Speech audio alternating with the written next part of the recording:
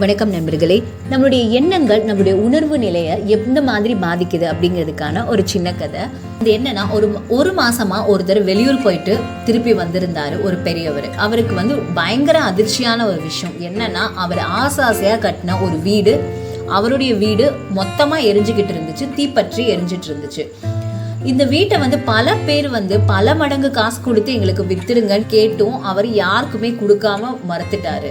ஆனா தன் கண்ணு முன்னாடி தன்னுடைய இவ்வளோ பெரிய வீடு எரிஞ்சிட்டு இருக்கிறத பார்த்து அவருக்கு பயங்கர வருத்தம் ஆயிடுச்சு. பல பேர் அந்த வீடை அணைக்கிறதுக்கு முயற்சி பண்ணாங்க. ஆனா என்ன பண்ணியும் பிரயோஜனம் இல்லாம எரிஞ்சுக்கிட்டு இருந்தது.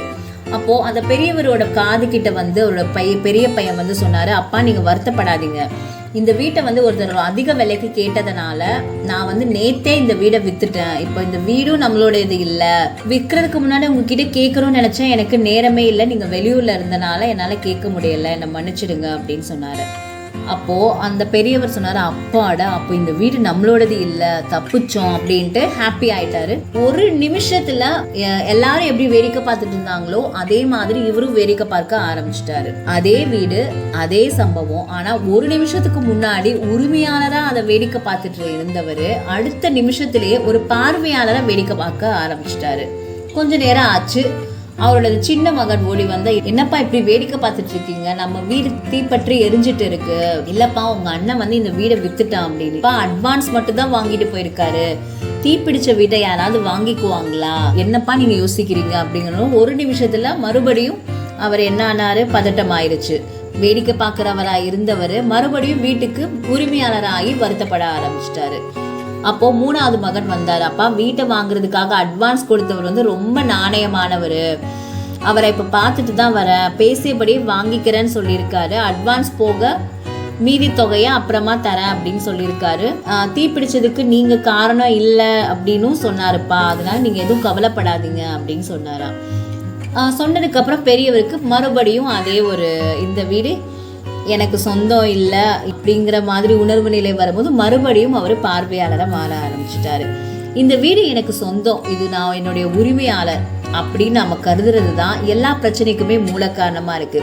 தீப்பற்றிய வீடு தனக்கு சொந்தங்கிற போது மனம் வருந்தது, அது மற்றவங்களுக்கு சொந்தம் அப்படிங்கும் போது மனம் ஒரு பற்றில்லாம இருக்கு. இந்த உணர்வு நிலை எல்லாத்துக்குமே காரணம் நம்மளுடைய எண்ணம் தான்.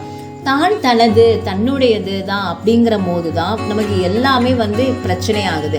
ஒரு பிரச்சனைய தூரமா இருந்து நம்ம பார்க்கும் பொழுது அதுல நாம வருந்துவதற்கான செயல்கள் ரொம்பவுமே கம்மியாக தான் இருக்கும். நம்ம எல்லாத்துக்குமே காரணங்கள் நம்மளுடைய எண்ணங்கள் தான். இந்த எண்ணங்கள் எதுவுமே நமக்கு சொந்தமானதும் கிடையாது.